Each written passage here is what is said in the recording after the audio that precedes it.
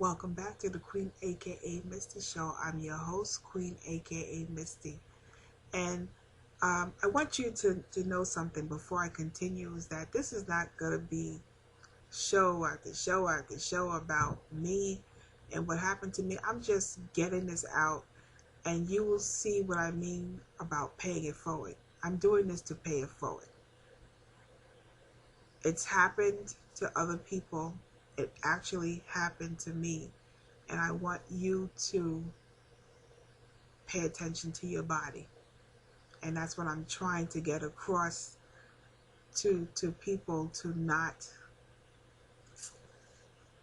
disregard things that happen to your body. So let's continue. I'm in the ambulance and thinking I'm going to die.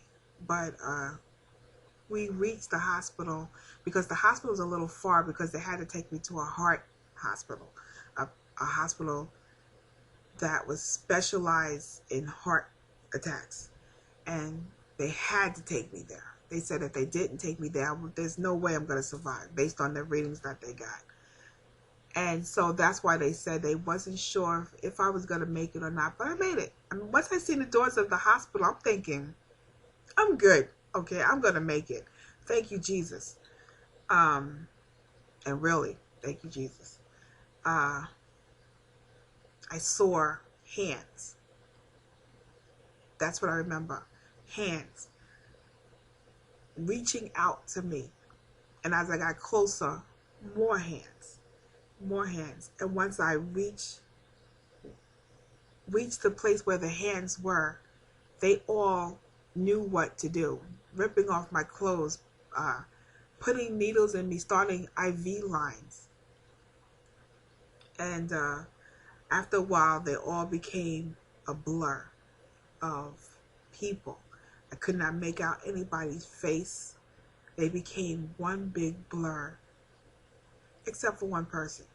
They came out of the blur and said to me, "Ma'am, I have to stick my finger up your butt." Heard that as clear as day, and she was crystal clear.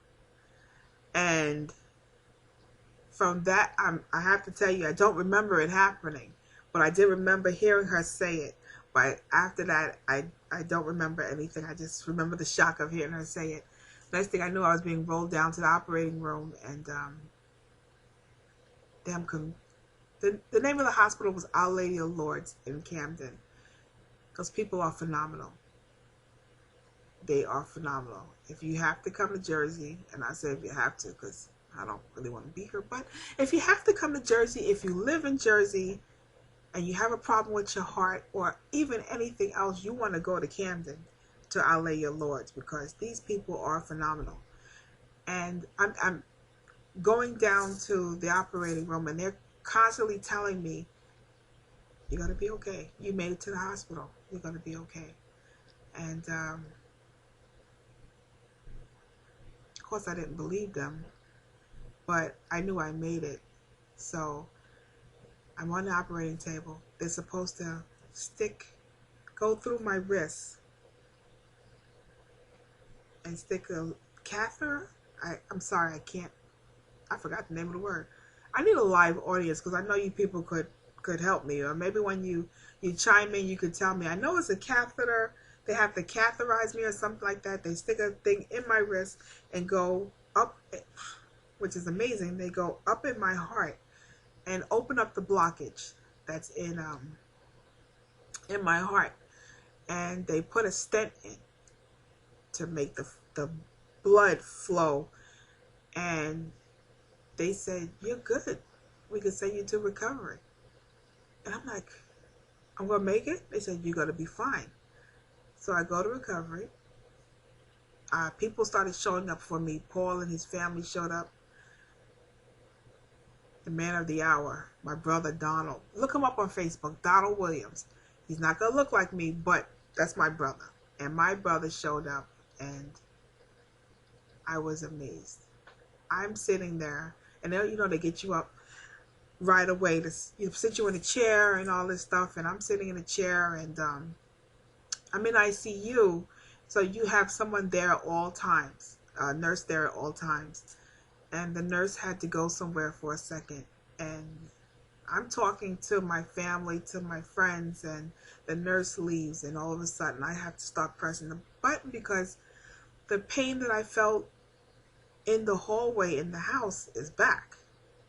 It's like I'm having another heart attack all over again.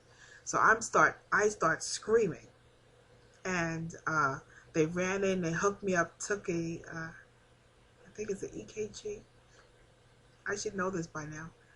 And it read that I'm having another heart attack. They ran me back to the operating room, and they said that the stent that they put in, my blood crushed it, and they had to put another one in. Back, everybody had left. Took me back to recovery. Now they put another stent in to let the blood. And I'm feeling a little better, and I'm like, wow, that's something. And I'm sorry, I lose my train of thought. And the doctor came in to see how I was doing. The doctor that did the procedure, and he said to me, "How you feeling?" I said, I'm feeling okay." He goes, "Oh, I am glad to hear that, because a reporter from the New York Times is here. She was there when you first had your heart attack, and she wanted to talk to you. But I said you're too sick, and now you've had your second heart attack, and she's here. She wants to talk to you." I said I could not do that. I could not do that. I did not feel well enough to do that. And about, I think a day later, that pain I felt during the heart attack was back.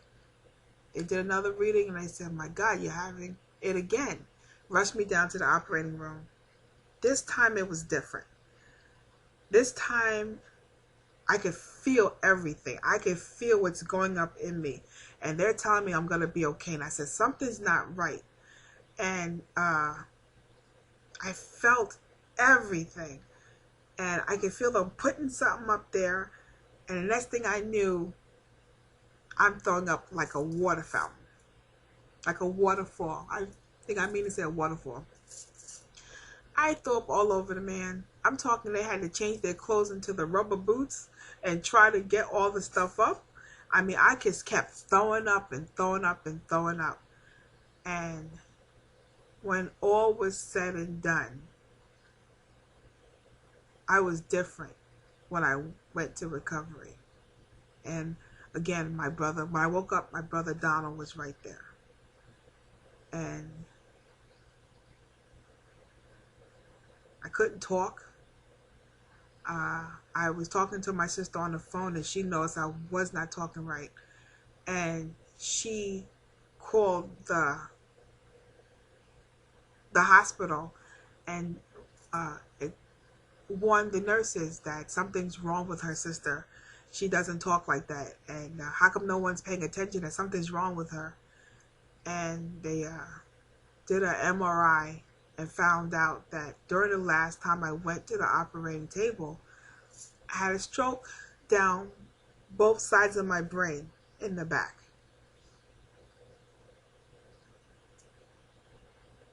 And I thought that everything that was wrong with me is because I'm laying in the bed going through so much.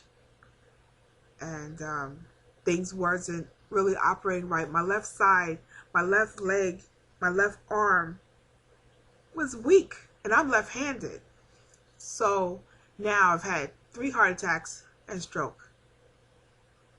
I'm doing good, ain't I? I went through rehab. Now,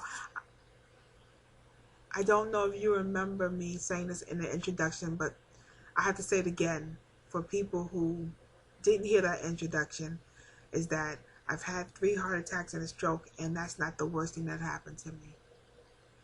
I had to go to rehab for the stroke to help me work my leg again and my arm. And I went through rehab, and I actually made it home. and what happened when I made it home back to my room, I will tell you after the break. We'll be back in a moment. Stay right there.